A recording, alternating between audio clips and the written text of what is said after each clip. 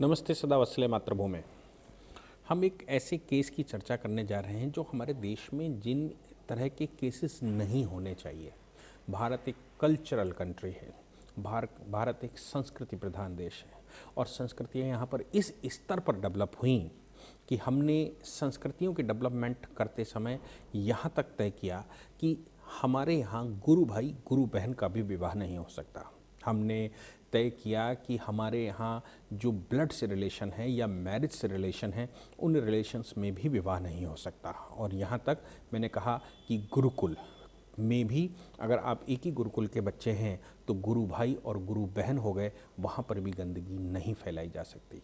हम वो लोग नहीं हैं जो दूध का रिश्ता छोड़कर सभी के साथ शारीरिक संबंध बनाते हों। भारत वैसा संस्कृति प्रधान देश है। हम जब विवाह करते हैं तो कोई कॉन्ट्रैक्ट नहीं करते। हमारे यहाँ का विवाह दो परिवारों का विवाह, दो गांव का विवाह, दो शहरों का विवाह और पहले दो रियासतों का विवाह हुआ करता था। विवाह संबंध के खराब होने पर दो गांव के संबंध खराब होते थे, दो परिवारों के संबंध खराब होते थे, दो रियासतों में कभी कभी युद्ध हो जाता था और यहाँ तक मरने जीने को तैयार होते थे अपनी बच्ची की रक्षा करने के लिए या परिवारों की रक्षा करने के लिए।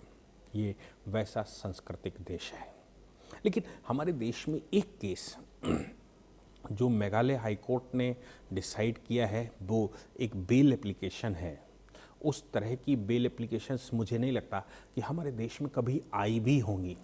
कोर्ट ने कैसा हृदय पर हाथ रखकर उसका ऑर्डर किया होगा, ये भी जानने लायक है। मामला मेघालय हाई कोर्ट का है। मेघालय हाई कोर्ट में एक व्यक्ति के ऊपर अपनी मां का रेप करने का आरोप लगा। मां का रेप करने का आरोप लगा और वो आरोप लगाने वाली उसकी ही अपनी भतीजी थी, यानी कि भाई की बेटी। भाई की बेटी ने एक मुकदमा लिखवाया। उस मुकदमे में उसने कहा कि मेरा चाचा मेरी दादी का बलात्कार कर रहा था। मुकदमा जब उसने पूरा लिखवाया तो इन्वेस्टिगेशन होना स्वाभाविक था, क्योंकि क्रिमिनल केस है, इसमें विक्टिम के द्वारा मुकदमा लिखवाना आवश्यक नहीं होता है। क्रिमिनल केस स्टेट का केस होता है, इसलिए कोई भी मुकदमा लिखवा सकता है। स्टेट इन्वेस्टिगेशन करने के बाद उसका पता करता है। अब माँ के रेप का मुकदमा बेटे पर लगा। बेटे की गिरफ्तारी हुई। गिरफ्तारी होने के बाद 19 महीने तक वो जेल में था। मामला जब उसकी इन्वेस्टिगेशन कंप्लीट हुई या जब चार्जशीट सबमिट हुई तो चार्जशीट सबमिट होने तक कोर्ट ने उसको बेल नहीं दी। बेल एप्लीकेशन लगी, अब मुकदमा नीचे चलना है। बेल एप्लीकेशन लगी। Bail application honourable justice high court के ऑनरेबल जस्टिस डब्ल्यू डैंग दोह की अदालत में थी। उनके सामने ये जो प्रश्न आया, उन्होंने उसकी मेडिकल एक्यूज्ड की विक्टिम की मेडिकल रिपोर्ट मांगी। मेडिकल रिपोर्ट आ गई, फाइनल चार्जशीट सामने आ गई और चार्जशीट और मेडिकल रिपोर्ट देखने के बाद, चूंकि मेडिकल रिपोर्ट में किसी भी प्रकार का कोई भी चिन्ह नहीं पाया गया, मेडिकल रिपोर्ट में कुछ भी नहीं था। और दूसरी बात है कि जो मदर है, मदर का स्टेटमेंट था कि वो सो रही थी। उसको नहीं मालूम कि उसके साथ क्या हो रहा था, उसको नहीं मालूम कि उसका बेटा उसके साथ था या नहीं था। यानी कि ये कहा जा सकता है कि जब मदर को कोई बात नहीं मालूम, जिसको विक्टिम बनाया गया और बेटे के ऊपर चार्ज लगाए गए, भतीजी के द्वारा लगाए गए, तो कैसा मुकदमा है ये जो विक्टिम को स्टेटमेंट नहीं है। विक्टिम, मजे की बात यह है कि विक्टिम ही इस केस में लड़के की बेल मांगने हाई कोर्ट आई। यानी कि लड़के की मदर अपने बेटे की बेल के लिए हाई कोर्ट में अर्जी लगाती है और कहती है कि हमारे साथ कोई अपराध नहीं हुआ। मैं जिस समय पुलिस इन्वेस्टिगेशन कर रही, तो पुलिस अपनी रिपोर्ट में ये बता रही है कि मदर ने जो स्टेटमेंट दिया, यानी कि विक्टिम ने जो स्टेटमेंट दिया, उसने कहा कि मैं सो रही थी, मुझे कुछ नहीं मालूम कि आप क्या बात कर रहे हैं, आप किस विषय में बात कर रहे हैं। और ये घुमाकर चार्जशीट लगाई गई। मदर जब हाई कोर्ट पहुंची तो उसने कहा कि ऐसा कुछ भी नहीं हुआ, ऐसा कुछ नहीं है, मैं बेटे की बेल की अर्जी देने आई हूँ, बेल दे दी जाए। कोर्ट ने इस मामले में पक्षों को सुना। नीस यानी कि भतीजी इस बात पर कायम है कि वो दादी का रेप कर रहा था। अब दादी का रेप कर रहा, दादी नाती पोते वाली है, तो कितना बड़ा होगा। और लड़की भी मस्तिष्क से मतलब बड़ी ही होगी, तभी उसने मुकदमा लिखवाया होगा, वो चीज़ों को समझती होगी तभी उसने मुकदमा लिखवाया होगा। यानी कि दोनों की आयु में बहुत बड़ा फ़र्क होगा, निश्चित रूप से होगा। बेटे और माँ काफ़ी एज की होगी, इसमें कोई शक नहीं।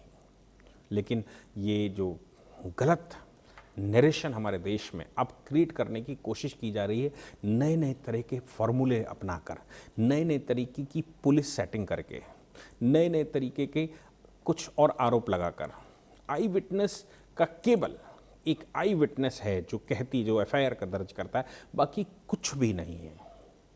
विक्टिम ने अपने स्टेटमेंट में कहा कि वो कुछ नहीं कह सकती, कुछ नहीं था मेरे साथ।